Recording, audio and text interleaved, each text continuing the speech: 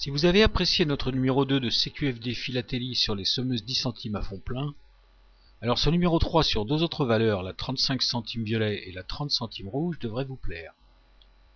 La confusion est possible entre les différentes versions de ces timbres, et si la façon de comparer les 35 centimes violet ressemble beaucoup à ce qu'on a pu voir pour les 10 centimes rouges sans sol, pour les 30 centimes, ça se complique un tout petit peu, avec l'existence de 3 types et 3 couleurs différentes. Ce numéro de CQFD a été conçu pour vous aider à vous retrouver parmi ces variétés, et va vous montrer comment identifier à coup sûr les différentes versions de ces timbres. On va commencer avec les 35 centimes violets, à ce type semeuse fond plein de rôti. Rôti qui, au passage, se prénommait Louis Oscar. Comme je vous le disais, la méthode pour différencier le 35 centimes violet à inscription maigre de 1906 de celui de 1907 à inscription grasse est la même que pour les 10 centimes rouges sans sol de 1906 et 1907 eux aussi.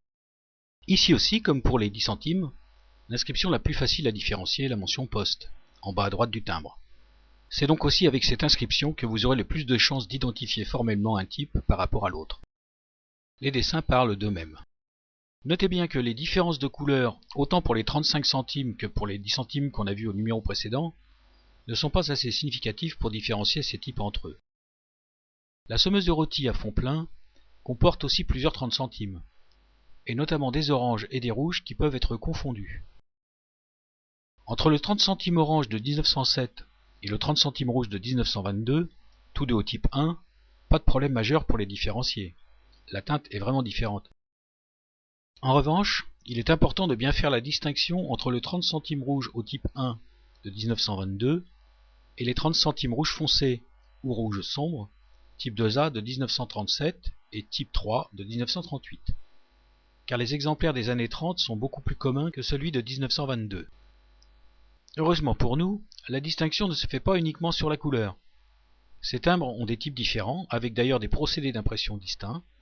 Celui de 1922 au type 1 donc a été imprimé en feuilles à plat, alors que celui de 1937 au type 2A a été imprimé en feuilles rotatives.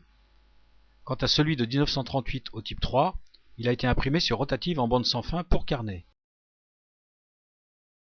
La première caractéristique à apprécier est la distance entre le haut du chiffre 3 à gauche et le bord du timbre, c'est-à-dire le cadre. Si le chiffre 3 est éloigné du bord, il s'agit d'un type 1 ou d'un type 3. Sinon, il s'agit d'un type 2A. Pour différencier le type 1 du type 3, il faut alors regarder le chiffre 0. S'il est pointu en bas, il s'agit d'un type 3 de 1938. Sinon, c'est un type 1 de 1922. Le type 2A de 1937 a de plus le filet manquant dans le coin supérieur gauche. Notez qu'on ne parle que du type 2A, puisque pour le 30 centimes rouge, il n'existe pas de type 2B. Voilà, récapitulons donc les fausses amies du jour. Semeuse de rôti fond plein 35 centimes violet, inscription maigre, inscription grasse, et semeuse de rôti fond plein 30 centimes, orange, rouge, type 1, type 2A, type 3. J'espère vous avoir éclairé sur ces quelques empêcheurs de classer en rond. Il en reste beaucoup d'autres que je vous présenterai dans d'autres numéros. Je vous rappelle aussi que j'ai détaillé quelques faux amis au type semeuse de rôti fond plein dans le numéro 2 de cette rubrique CQFD philatélie sur les semeuses camées 10 centimes. Je vous dis donc à la prochaine fois pour un nouveau sujet philatélique.